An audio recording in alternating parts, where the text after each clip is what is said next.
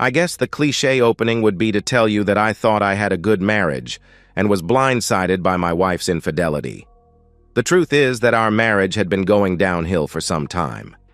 The shock was that my loving wife believed that I would be submissive to her demands and would allow her to humiliate me.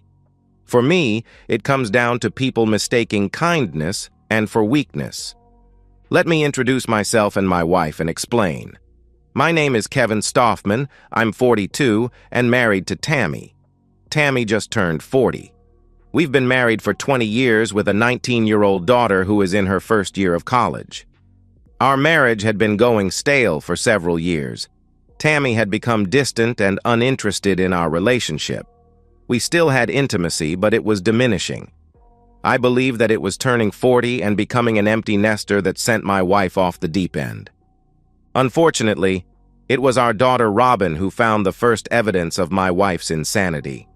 She was home over Christmas break, and on her last day before heading back to college, she needed to use a computer. I was using mine, so I told her to grab the spare one in our closet. I didn't think it had been used since my wife got a new computer for her birthday some months ago. 30 minutes after I gave the computer to Robin, she came storming into my office. "Dad, what kind of kinky stuff are you into?" I looked at her puzzled. "I mean all the adult videos you've been looking at, and what's up with all the holding crap?" Robin put the computer in front of me, showing me an untitled folder with a ton of videos. "I looked a few and they are all that kinky videos. I can't believe you are into that stuff."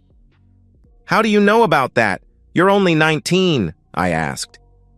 "Come on, Dad, I'm not a baby. When did you get into this stuff?" Shocked, I looked at the folder. "That is your mother's computer. She's the only one who has ever used it." We continued to poke around on the computer, finding other folders. Another folder contained several articles on how to manipulate your husband into becoming submissive. It dawned on me that what we were looking at was several months old. We still had about an hour before Tammy would be home, so I had an idea to look at Tammy's new computer. Robin retrieved it while I powered down the old one. "This isn't going to work. She has her new one password protected." I grabbed her hand, walking her into the bedroom that was Tammy's office. Hidden underneath the desk drawer was a sheet of paper. "Your mother is not good at remembering her passwords. When she got the old computer, I suggested that she write down all her passwords and keep them in one place." I opened a drawer, pulling out a paper that had the passwords for our household sites. Robin looked at, "This doesn't have the password for her new computer." "I know," I said, reaching under the desk and pulling out another piece of paper. "This is her secret sheet. Like most things, she thinks she is clever in hiding this sheet. I saw her putting it here but never needed to look at it till now." I took a picture of the paper before putting it back in its hiding place. In seconds, her new computer was open with us searching for it. We found more submissive videos and articles on holding. Our search was cut short when we heard the garage door opening. We quickly powered down the computer, putting it back in the spot we found it. The items we found were kinky but didn't tell us if she was doing anything other than watching adult videos. Robin agreed not to say anything on the condition that I keep her updated on my investigation. My investigation was only beginning as Robin went back to school. Robin was convinced that her mother was up to something other than just watching adult videos. She had noticed the same changes in my wife's attitude toward me that I had observed. Tammy's attitude toward Robin was different too, but in a different way. I was hoping that Tammy had just an interest in adult videos, but deep inside I knew it was more. With work and other activities, it was nearly a week before I had enough alone time to search Tammy's computers. It was searching her browser history that I stumbled on her secret email account. Her secret sheet of passwords was not completely obvious as to what the passwords went to, but there were enough clues to quickly access her email account. Lucky for me, Tammy kept most of her emails. Most of the emails were with Mistress B. Mistress B was her self-titled submissive advisor. There was a long string of conversations with Mistress B encouraging Tammy to turn me into a submissive husband. Tammy had explained to Mistress B that I would agree to do most of what Tammy asked, and never argued with her.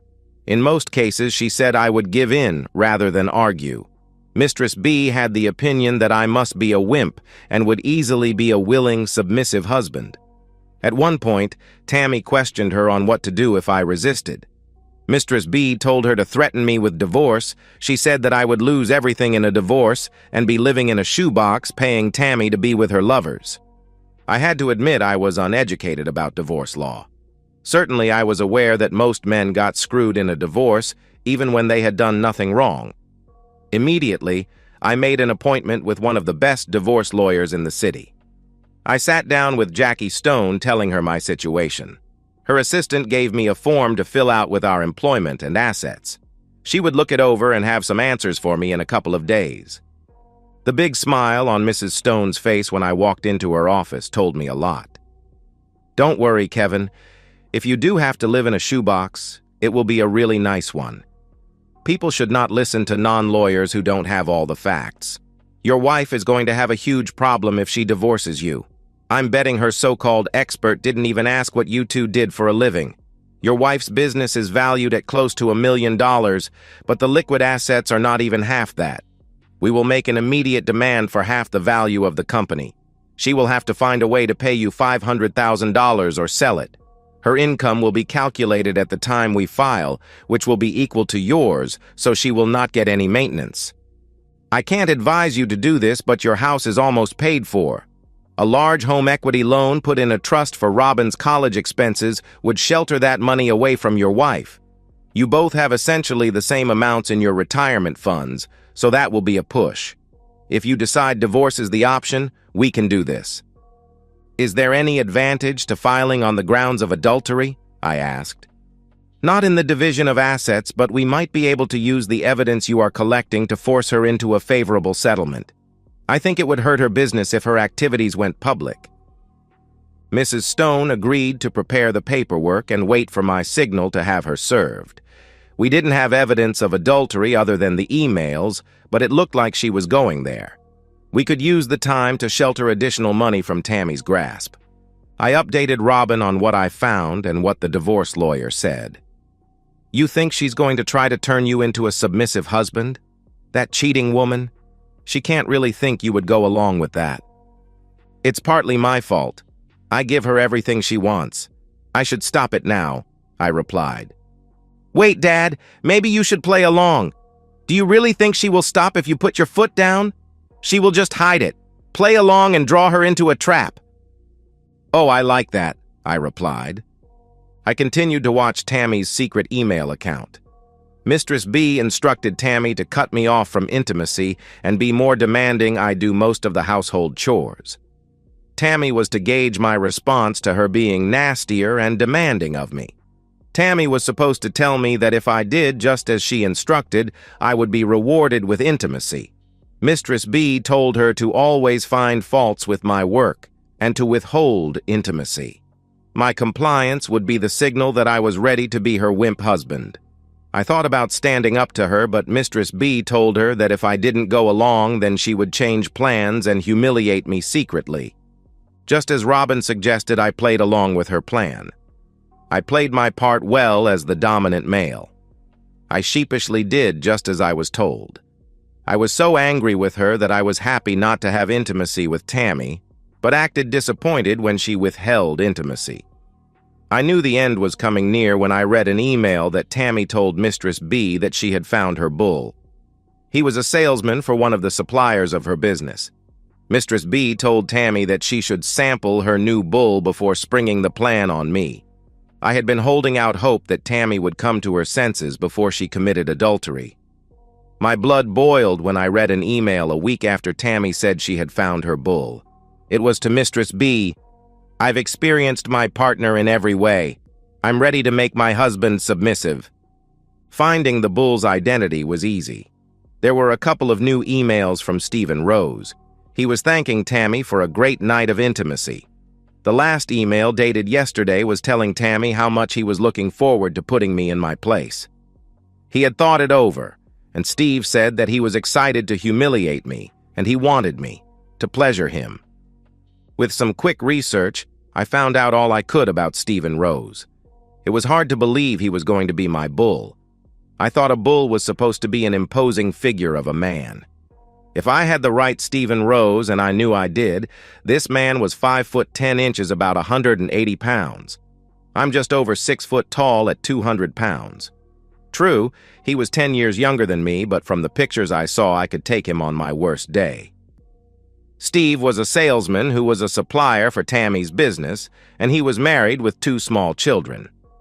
I felt sorry for what was about to happen to his family. I watched their email for the next 2 weeks. Steve was kind enough to take a few POV photos of my wife with him. I'm sure he didn't realize that he had sent me the evidence I needed to prove my wife's adultery and ruin his own marriage. The email finally came. Tammy emailed Mistress B that she was ready to take out her plan. She thought I was ready and her bull was on board. Friday night was going to be the night. Tammy was going to spring her new rules on me before Steve came over to her. Her divorce threat was going to be used if I didn't immediately agree. Tammy even told Mistress B that she had a special gift for me to put me in my place. Mistress B, based on my compliance with all her previous demeaning acts, assured Tammy that I would comply. I had 3 days to prepare when I learned of the plan. My lawyer had the final draft of the divorce papers ready and gave me a copy. I had already obtained an email address and phone number for Steve's wife. Robin was shocked when I told her the details of her mother's plan, but she loved how I was going to respond. Robin would be on standby to do her part in my plan. Tammy was seated at the kitchen table when I walked in. She was looking a little nervous. I switched on the digital recorder I had in my pocket when she spoke up. "Kevin, sit down. I need to talk to you about something." I tried not to smirk. "Can I change first?" She got in her authoritative voice. "No, you're going to sit down and listen. You are not going to interrupt." I sat in the chair, putting my briefcase next to me before nodding to her. "We are going to have some changes here, and you will have to accept them. First thing, I'm going to be taking on a lover. He is coming over tonight to have intimacy with me. Your participation will be limited to cleaning me up and getting him ready to go again after he has had intimacy with me. You will continue to do the chores around the house and do whatever I tell you to do." Tammy paused, so I jumped in. "Is that it?" I asked. "No. I have a little present that you will start wearing. You will wear it all the time, and I will have the only key. Go ahead and open it." She shoved the wrapped box over to me. Inside the box was a chastity cage. I had seen a few of them in the videos that Tammy had on her computer. I held up the cage. "Are you finished?" "Yes. I know this will be a big change, but you will adjust and do as you're told." Tammy was looking nervous now. I think she expected a different reaction from me. "I do want to warn that if you don't agree, there will be consequences." I could help it, but I let out a little chuckle. "Now are you done?" Tammy nodded. "Aren't you supposed to tell me that if I don't comply, you will divorce me and I'm going to live in a shoebox?" "Well, yes, those are some of the consequences, so you better just go along." Her voice was shaking a little and a little less authoritative. I pulled out my cell phone, sending the pre-planned email to Steve's wife, then hitting Robin's number. "Yeah, honey. She laid the law down to me. You won't believe it, but she just gave me a chastity cage to wear." Tammy tried to regain control. "Put the phone down. Who the hell were you talking to?" I looked at her with a snarl. "I better let you go, honey. I have to take care of this." Putting the phone down on the table, I looked up at my wife before slamming my hand down with a loud thud. "Never interrupt me when I'm talking to my daughter," I said in a calm but firm voice. Tammy stood there speechless. "Good. I have your attention. Let's recap what you have just said to me. If I have this straight, your plan is to have some guy come to our house tonight to be intimate with you. I'm supposed to watch you. I assume that this will continue with me being your faithful c***old. Oh yes, I'm supposed to wear this cage that only you have the key. The final kicker. If I don't go along, you will divorce me, taking me for everything I've worked for and have me live in a shoebox. Is that about right?" Tammy got a little of her confidence back, thinking things were still going her way. "Yes, that is exactly how it is going to be." I picked up my briefcase, sitting it on the table before opening it. "Tammy, pull out your phone and call Steve." Her confidence was eroding quickly. "What? Who is Steve?" I grabbed the phone from her hand, punching her code to open it. Just as quickly, I hit Steve's number from her contacts, putting him on speaker. "You know Steve, your bull." Steve answered on the first ring. "Hey, baby. How did the wimp take it? Is he ready?" "Sorry, Steve, but this isn't baby. This is the wimp. I need to ask you a few questions, Steve. When you started with my wife, did you tell her you were married with 2 small kids? From my wife's reaction, I guess you didn't. More importantly, did you tell your wife that you were going to spend the evening with my wife? By your silence, I guess not. Don't worry, I took care of that for you. I'm sure she will take it very well, and I really appreciate the pictures of you and my wife. I'm sure your wife will be able to use them in her divorce. I know I will use them in mine." "You son of a blip, I'll kill you," Steve answered angrily. "Oh my, that sounds like a threat to do serious physical injury to me." I reached into my briefcase, pulling out my handgun. Tammy shrieked when she saw it. "Tammy, be quiet now. I'm talking to your bull.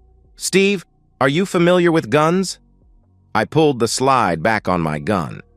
"If you are not familiar, that was the sound of a .45 caliber handgun having a round chambered.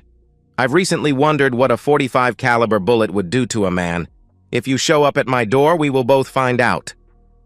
After a few moments of silence, I looked at Tammy, who was starting to panic. "Damn, I think he hung up.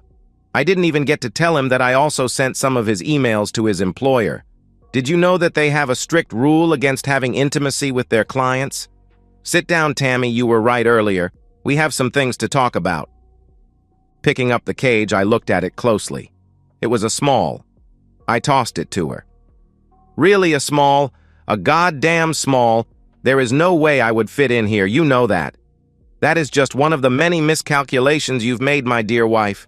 Did you really think I was going to accept all this stuff?" Tammy started to stammer. Pulling out a folder from my briefcase, I slid it across the table. "What is this?" she asked, looking about to cry. "It is a petition for divorce. My lawyer, a woman who actually went to law school, wanted me to tell you that you should never take legal advice from an internet woman. Let me give you the highlights. First, you aren't going to take everything from me, and no, I'm not going to live in a shoebox. Let's start with our assets. I'm sure your internet woman told you that you would get everything. That's wrong. We live in a 50-50 state. That means each of us is entitled to half of the assets of our marriage. Did you tell your advisor that you owned a successful business? No, I didn't think so. You will notice that I am demanding half of the business that you built during our marriage. Now, I remember that last evaluation for that loan you got valued the company at $1 million. I am demanding $500,000 cash in the divorce." Tammy started to stammer. "But you know that valuation was only to secure the loan. You know my company doesn't have those kinds of assets." "Oh my, you might have to sell your business. Second thing, I'm not asking for maintenance. Lucky for you, your reported salary from the company along with the company benefits you've been receiving are equal to my current salary." "What? You make more than I do and you know it," she replied. "There you go again, listening to some internet woman. You see, your salary is calculated using what you receive from your company along with the benefits like a car, trips, and whatnot. A shame you will have to sell it to pay off your debt to me." "You son of a blip, you planned this," she replied. "No, let me stop you there. You planned this. I'm just reacting to your plans. How's your plan working so far?" Tammy was crying hard now. "I don't want a divorce. Isn't there a way we can work this out?" "Work this out? You are crazy. You intended to put me in a cage. I don't know what happened to cause you to lose your mind, but I'm done. Just so you know, I've known about your little plan. It just proves my point that you believe that kindness is a weakness, so I will fix that for you. I will no longer be kind to you. I will treat you as poorly as you have treated me." Tammy was crying. "Kevin, I'm sorry. I was looking for something new and got caught up in the excitement. Please, can we just forget all this? I see how wrong I was to force you into this." You wanted excitement. I'm going to give it to you. This is going to be so exciting, going to divorce court. It's going to be so exciting for you to tell your family what a cheating woman you have turned into. Finally, it's going to be so exciting for you to have to sell your business to pay me off. Look at all this excitement you're going to have." Tammy continued to argue with me that she was sorry and didn't mean for this to turn out this way. She had been crying for over an hour when someone started pounding on the front door. With the loud pounding, I was pretty sure I knew who was at the door. I grabbed my .45 before going to the door. As I got to the door, a voice yelled through the door, "Open the door, you son of blip!" I backed away from the door, pulling out my phone and dialing 911. "Yes, I need the police to respond to my residence immediately. My wife's boyfriend is at the door threatening me. I don't know if he is armed, but I am. If he comes through the door, I'm going to shoot him to protect myself." I put the phone down, leaving it still connected to 911. "Steve, get away from my door. I've called the police and they are on their way." Steve was banging on the door harder now. The loud booms made clear he was trying to break in. "I'm going to kill you." I was tempted to unlock the deadbolt to let him break in and shoot him. Before I could do that, I heard the sirens coming down the street. Through the door, I could hear the police yelling at Steve to show his hands and step away from the door. When he didn't cooperate, I heard one of the officers announce, "Taser deployed." We found out later that Steve's wife lost it when she got my email running to her father. Her father lived next door, so he was there waiting when Steve drove up. Steve was barely able to escape with his life before he drove back to my door. I noticed large dents in the side of his car after he was arrested. They looked like baseball bat dents. Too bad his father-in-law didn't catch him before tried to break into our house with a gun, might have saved him jail time. The incident with Steve helped me get a restraining order against Steve, though I wouldn't need it till he got out of jail. I threatened Tammy with a restraining order if she didn't move out. I knew that no judge would grant it, but she didn't. Tammy moved in with her parents kicking and screaming the whole time. She kept wanting to talk, saying that she didn't want a divorce. Tammy got a lawyer who insisted on a face-to-face meeting to work out the details of the divorce. Mrs. Stone told me to be ready for her to attack everything in the divorce petition, as the lawyer she hired was, in Mrs. Stone's words, a real scumbag. While he would talk loudly, she said he wasn't very bright. I was not to let him intimidate me. As expected, Tammy and her lawyer tried to talk me out of the divorce. She tried acting all sweet and innocent. "Honey, this was all a big mistake. I thought this would enhance our marriage. You have to believe me that Steve and I never had intimacy. I didn't cheat on you." I just stared back at her, not saying a word. Her sleazy lawyer spoke up. "Mr. Stoffman, we are willing to forget all this nonsense and forgive you for making baseless allegations of infidelity against Mrs. Stoffman. But if you insist on proceeding, we will be countersuing for slandering Mrs. Stoffman's good name." I laughed, looking at my lawyer. "You said they would try this?" Mrs. Stone opened one of the folders and slid several pictures to Tammy and her lawyer. "I think these will prove differently. This shows you pleasuring him. I guess that isn't cheating. This one shows him with you from behind. I guess you could say that isn't you, but I'd know that back anywhere, including that little mole on your butt cheek. Oh, here's one of you riding. Steve takes nice photos, doesn't he? Did my future ex-wife forget to tell you I have these pictures thanks to her would-be bull?"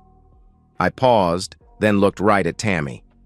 "I'm not stopping the divorce. You can fight all you want, but I'm done with you." I pushed another photo to her lawyer. "Here's a picture of the cage she wanted to put. No, I will not forget or forgive." Tammy and her lawyer started whispering. It was apparent that Tammy had not told him that Steve had taken pictures of them. Things were getting heated, but all I could make out was Tammy telling him, "He said he had pictures, but I didn't believe him. I had my eyes closed. I wasn't watching him while he was with me." Mrs. Stone suggested we take a break for the lawyers to confer with their clients. Mrs. Stone and I laughed as we left the room. When we returned, Tammy had a different look on her face. The sweet and innocent look was gone. Her lawyer stated, We are going to demand counseling. Mrs. Stone had told me to expect that. I told her I could sit through how many sessions they could throw at me. In the event, we can't convince you to end this after counseling. We need to talk about the division of assets. Your plan for splitting assets is completely unacceptable. Tammy's lawyer pulled out the folder containing our property division. Your demand for $500,000 for Mrs. Stoffman's company is absurd. We need to have an independent evaluation of the business before any numbers are discussed. You know, my company is worth maybe half that, Tammy said, looking at me. My lawyer looked over to me with a grin. She opened a folder, pushing a stapled stack to Tammy.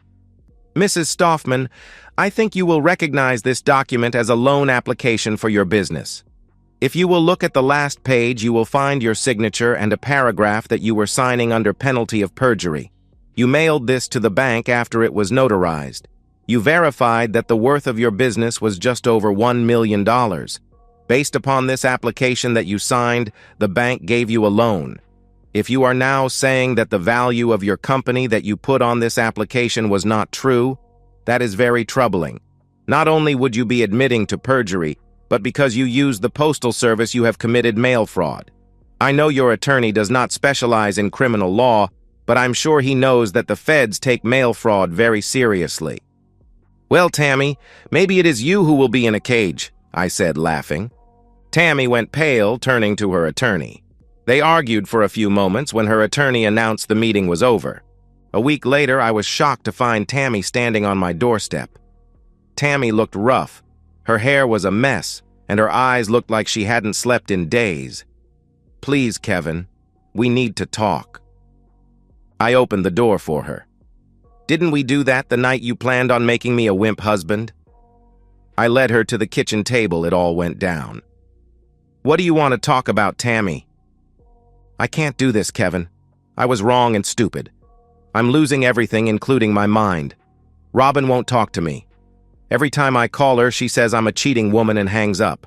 I'm going to lose my business, and you're trying to put me in jail. My parents are angry at me. I heard my dad telling Mom that I was a cheating woman and wanted me out of the house. Steve's wife came by my parents' house telling my mom she was going to kick my back. Sounds to me like you are getting just what you deserved. Isn't it exciting? I asked. Tears were streaming down her face. You really wouldn't put me in jail, would you? It's not me who will put you in jail. Like all things, your actions will put you there. Wasn't it you who was going to put me in a cage? Seems like the key is in the other hand now. I can't understand how you ever thought I would accept that. I'm sorry. I got caught up in the excitement of what I was seeing online. That woman told me you would enjoy it. She said the fact you took on the household chores and didn't complain signaled that you liked being dominated, Tammy answered. Or maybe that I'm a nice guy who wanted to make his wife happy. Tammy, we're wasting our time. I'm not backing down. I would hate for you to take my compliance as a sign that I wanted to be a wimp. I suggest that you drop the demand that we have counseling and you find a buyer for your business. She fired her attorney and hired one less sleazy. The new attorney told her she was in a losing battle. He advised her to cut her losses. 2 months later, we were back in the same conference room at my lawyer's firm. Tammy looked as bad as she did when she showed up at my house. She looked completely defeated when she walked into the conference room. Mrs. Stone told me that Tammy had a contract to sell her business. After paying off her loans, she would clear only about $400,000. Their initial offer was for half. We rejected that offer and started off wanting it all. The meeting was to finalize the financial details of the divorce. Tammy's lawyer cleared his throat, pushing a folder to my lawyer. My client agrees to your latest settlement offer. Mr. Stoffman will have sole title to the marital house. Each party will retain their respective retirement accounts. The bank accounts were split 50-50 and will stay that way. The final item is Mrs. Stoffman's business. There is a contract on the business for $400,000. Once Mrs. Stoffman receives the funds, Mr. Stoffman will receive a check for $320,000. I'm assuming that we don't need to put Mr. Stoffman's agreement not to bring up the unpleasantries of that loan paperwork in the settlement agreement. Mrs. Stone stood up. No, I don't think you want that in writing anywhere. All we need to do now is file the signed divorce papers with this settlement. I think we are done here." I felt a little sorry for Tammy as the tears were running down her face. She looked up at me. "Can we have just a few minutes to talk?" I looked at Mrs. Stone, giving her a little wave that I would agree to talking. The other walked out of the room, leaving us alone. "I'm so sorry, Kevin. I know that I have no chance of winning back your trust, but can you please help me with Robin? Our daughter won't have a civil conversation with me and won't agree to meet with me. When we do talk, she calls me horrible names." "What did you expect? Did you think she would support you putting me in a cage and taking on other men to have intimacy with? There is nothing I can do to change her mind. You will have to work this out yourself." Tammy put her head down, shuffling out of the conference room. I so wanted to ask her how she was handling all the excitement she brought on herself, but that would be piling on. I had done enough. And so, we've reached the end of today's story. Was it what you expected, or did it take a twist you didn't see coming? I'm curious to hear your thoughts. Share them in the comments below, and let's get a conversation going. If this story kept you hooked, make sure to hit that like button. And if you're new here or just haven't subscribed yet, now's the perfect time to join our community. I bring you fresh, captivating stories every day, so click that subscribe button and turn on notifications so you never miss out. Thanks for watching, and I'll see you in the next one.